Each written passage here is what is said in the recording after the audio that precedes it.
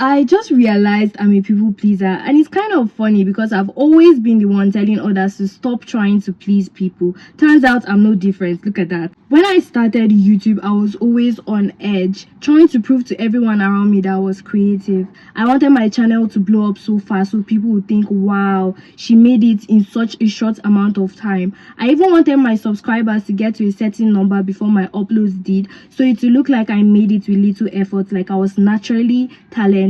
I was constantly worrying about how everything would look to others that I didn't even realize I was draining myself and my energy.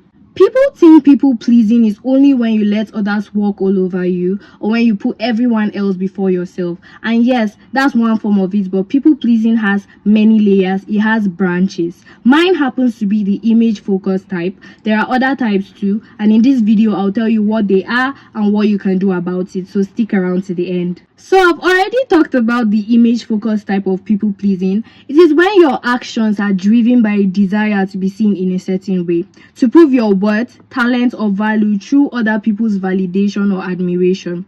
You're not just doing it for yourself or for the joy of creating, but partly as a way to control how others see you. And honestly, this one is very common, especially among creatives who just want to be recognized. Another type of people pleasing is what I call the approval seeking people pleasing. This is when you constantly crave validation or reassurance from others in order to feel good about yourself. You find yourself doing or saying things you think others want to hear, struggling to make decisions without checking their opinions, feeling rejected or anxious when you're not being praised or acknowledged. You tie your self-worth to how others like or approve of you. In short, you don't just want to be liked, you need to be liked in order to feel okay about who you are.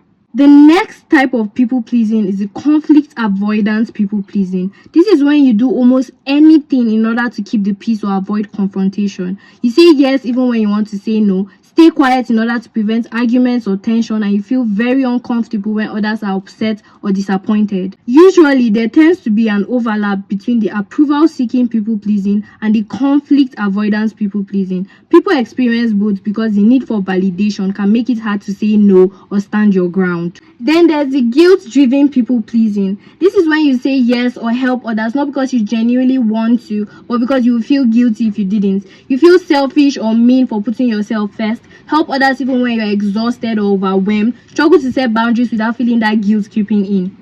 There are other types of people pleasing too, like the control based, the fear based, the overgiver, but these are just the most common types I want to highlight in this video. Now, if you're watching this and just thought, wait, you just described me, here are some of the things you can do. For the image focused type of people pleasing, reroute your why. What does that mean? Remind yourself why you started in the first place. Try detaching from how others might perceive you. Instead of asking how do they see this, shift it to how do I feel about this. If you're the approval seeking type, learn to practice self-validation. Before asking do they like this, ask yourself, do I like this? Learn to praise yourself for your efforts and not how others respond to them. For the conflict avoidance people pleasers, learn to see conflict as communication and not chaos. Sure, some situations are best walked away from, but avoiding conflict all the time, especially in relationships, will only cause hurt and resentment to pile up until you can no longer handle it. And lastly, for the guilt-driven people pleasers,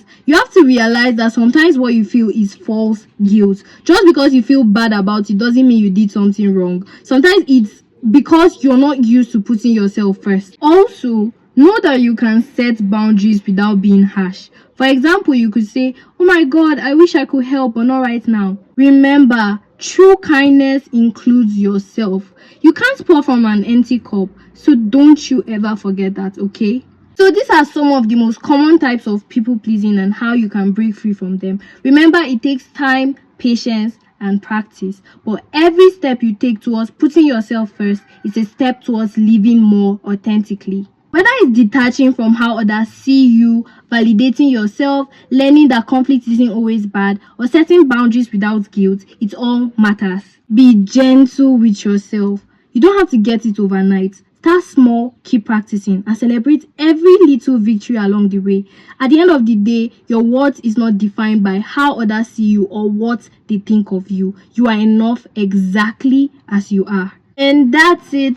Thank you so much for watching. You're here for a reason, so don't forget to subscribe. And if no one has told you, know that I love you, I believe in you, and I'll see you in my next video.